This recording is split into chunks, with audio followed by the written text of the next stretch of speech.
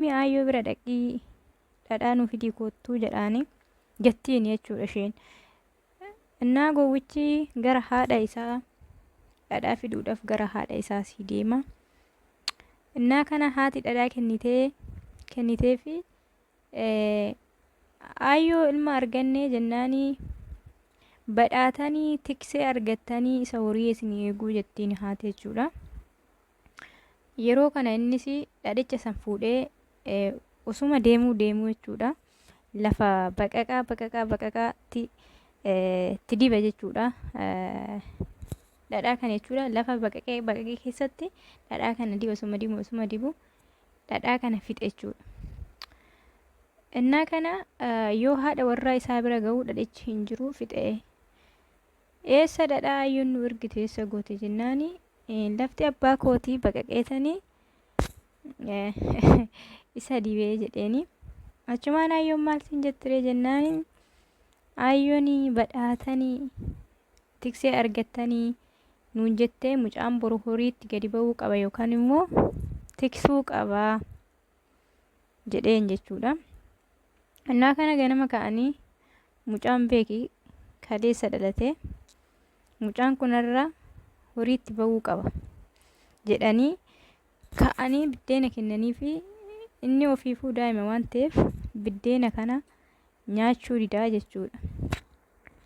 Innaa inni nyaachuu didu maal jedhaanii gowwichi suni horiin eegu jedhee sobee horii diduudhaaf jecha nyaata dida jedhee mucaa kana maal godhanii daa'ima kana beeka oduu duriiti eegee sa'aatittidha jechuudha.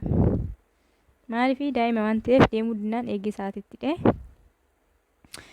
Achumaan horii wajjin gaggeesse jechuudha. Daa'imti hin deebine. Achumaan deemee ammas haadha ofii biratti deebi'ee ayyoo mucaa ganama horii wajjin bobbaasnee horii eegi jenneeni garuu mucaan hin dhufne achumaan hafee harka bichaa nutti ol ergee jedheen jechuudha. Jennaan maal jettiin haati yookiin immoo aayyoon haati isaa baddanii badaa yaa warra badiin badannee jetteen jechuudha. Annaa ammas galee maal jedhaa aayyoon baddanii badaa yaa warra badiin badanne nuun jettee ka'iin bannaa jedhaan jechuudha. Hoggaa tana galaa nuu qopheessii hin banna jedhaanii galaa qopheeffatan bassoo jechuudha.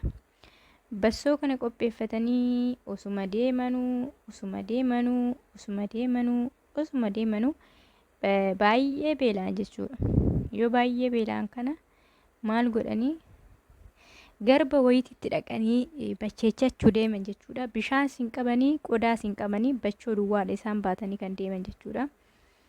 Achumaan bacheechachuudhaaf galaana keessatti daakuu gadi naqan jechuudha. Itti gadi bin godhan daakuun achumaan hafa itti gadi bin godhan daakuun achumaan hafa ol hin deebi'u jechuudha.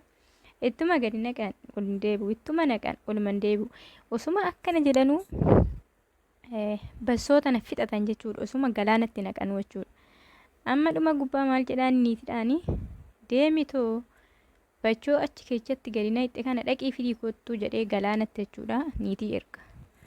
Tola jettee niitattiinis galaana kana sii seentii jechuudha. Innaa galaana kana seentu achuma keessatti haftee galaanichuma keessatti jechuudha. Inuma eegaa hin dhuftu niitiin galaanuma keessatti hafte jechuudha. Innaa kana maal godhaa? Dhagaa fuudhee itti gadi darbe jechuudha.